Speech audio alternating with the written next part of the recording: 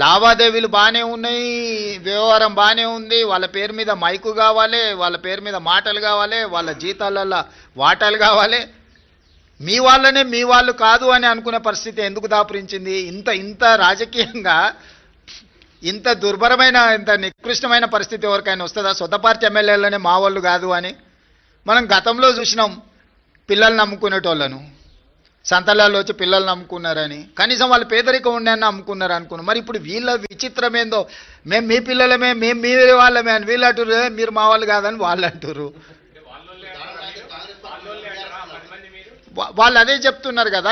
ఎవరి ఇప్పుడు దాంట్లో ఎవరు మైనర్స్ లేరు, అందరు మేజర్లే కదా, విజ్డమ్ ఉన్నోళ్ళే కదా.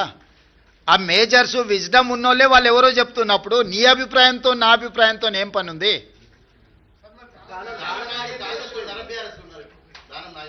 నాగేందర్ గారు చెప్తారు కదా, మీరు అడగండి చెప్తాం, మీరు అడిగిండ్రు అని చెప్పి. ఎస్ అమర్ గారు, అమర్ గారు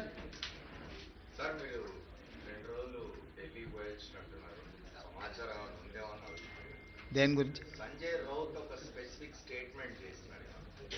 డిసెంబర్ 19 నాడు ప్రైమ్ మినిస్టర్ మారబోతున్నాడు, మీకు సమాచారం లేదు. ప్రైమ్ మినిస్టరే దేశంలో లేడు, ఆయనే విదేశాలలో ఉన్నాడు. అసలు 19 లోపల వస్తాడో రాడో కూడా నాకు సమాచారం లేదు.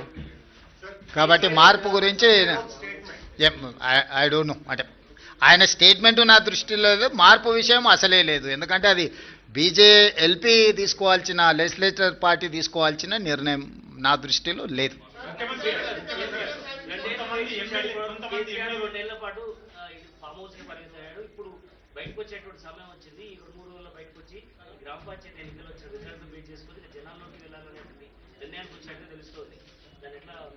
ఎట్లేముంది, 2023 కంటే ముందు కేసీఆర్ బయటనే ఉన్నారు కదా.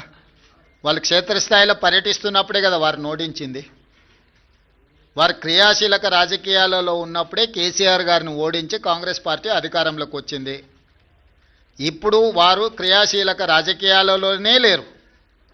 గజ్వేల్ అసెంబ్లీలోనే కాంగ్రెస్ పార్టీ మెజారిటీ గ్రామ పంచాయతీలు గెలుచుకున్నది. అంటే గజ్వేల్ నియోజకవర్గ ప్రజలు కూడా కేసీఆర్ గారు క్రియాశీలక రాజకీయాలలో లేరు, రాజకీయాలతో వారికి సంబంధం లేదు. ఒకవేళ ఉన్న గజ్వేల్ శాసనసభ సభ్యుడిగానే వారి వల్ల ప్రయోజనం లేదని ప్రజలు ఈరోజు తీర్పిచ్చిండ్రు.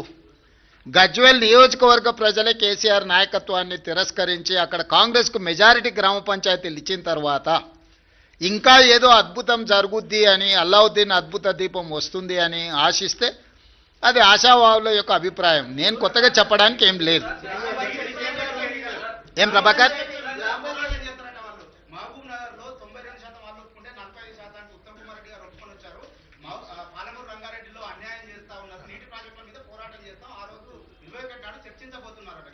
నేనేమంటున్నా అంటే కేసీఆర్ గారిని ప్రతిపక్ష నాయకుడిగా లేఖ రాయమని 3 రోజులు కానీ 4 రోజులు కానీ కృష్ణా నదీ జలాలు, గోదావరి జలాలకు సంబంధించి ఎవరు ఏం చేసిండ్రో చర్చ చేద్దాం కూలంకషంగా, పూర్తి వివరాలతో వచ్చి కూర్చుందాం. ఏ విషయమైనా వారు లేవనెత్తని 10 సంవత్సరాలలో వారు చేసిన అన్యాయాన్ని, వారు సంతకాలు పెట్టి 299 టీఎంసీ మాకు చాలు, 512 టీఎంసీ ఆంధ్రప్రదేశ్ను తీసుకోమని కృష్ణానది జలాలలో ఏ విధమైన ఒప్పందాలు చేసిండో, ఒప్పందాలతో పాటు 10 సంవత్సరాలైన పాలమూరు రంగారెడ్డి ఎత్తిపోతలకు కానీ, కల్వకుర్తి ఎత్తిపోతలకు కానీ, సీతారామ సాగర్ కానీ దేనికి నికర జలాలు కానీ వరద జలాలు కానీ సాధించలేదు. సమ్మక్క సారలమ్మ కూడా వారు సాధించకపోతే ఉత్తమ్ కుమార్ రెడ్డి గారు మంత్రిగా సాధించిండ్రు. ఈరోజు ఏదైనా పక్క రాష్ట్రం నుంచి మన హక్కులను సాధించడమంటే మేము అధికారంలోకి వచ్చిన తర్వాతనే. వీటన్నిటి మీద వారు లేనప్పుడు పత్రికా సమావేశాలలో మాట్లాడడం నాకు ఇష్టం లేదు. నేను సూటిగా వారితోని చర్చను ఆహ్వానిస్తున్నా. చంద్రశేఖరరావు గారు బీఆర్ఎస్ ఆఫీస్ కార్యాలయంలో చర్చించడం కాదు, వారు అడిగితే ఎప్పుడంటే అప్పుడు ప్రత్యేక సమావేశాల్లో ఏర్పాటు చేస్తా. కృష్ణా గోదావరి జలాల మీద చర్చ చేద్దాం. పూర్తి వివరాలను, వాస్తవాలను ప్రజలకు వివరిద్దాం. ఈరోజు ఉమ్మడి రాష్ట్రానికంటే కూడా తీరని ద్రోహం చేసింది బీఆర్ఎస్, చంద్రశేఖరరావు గారు.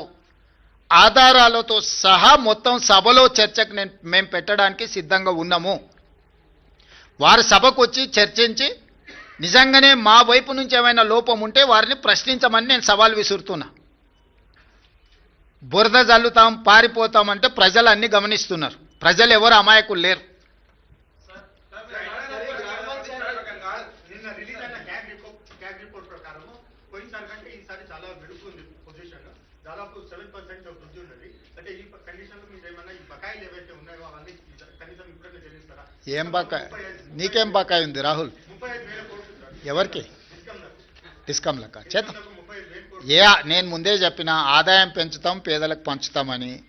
వారు చెయ్యండి, మేం చేసింది సన్నబియ్యం 200 యూనిట్లు ఉచితం, 21,000 కోట్ల రూపాయల రైతు రుణమాఫీ, 9,000 కోట్ల రూపాయలు 9 రోజుల్లో రైతు భరోసా, 22,500 కోట్ల రూపాయలు 4,50,000 ఇందిరమ్మ ఇండ్లు. ఇట్లా చంద్రశేఖరరావు గారు చెయ్యని చాలా పనులను ఈరోజు మేము చేసినాము. ఈ ఆదాయాన్ని పెంచుకుంటూనే దుబారాను తగ్గించుకుంటూనే ఈరోజు ఈ పథకాలన్నిటిని కూడా అమలు చేస్తున్నాము.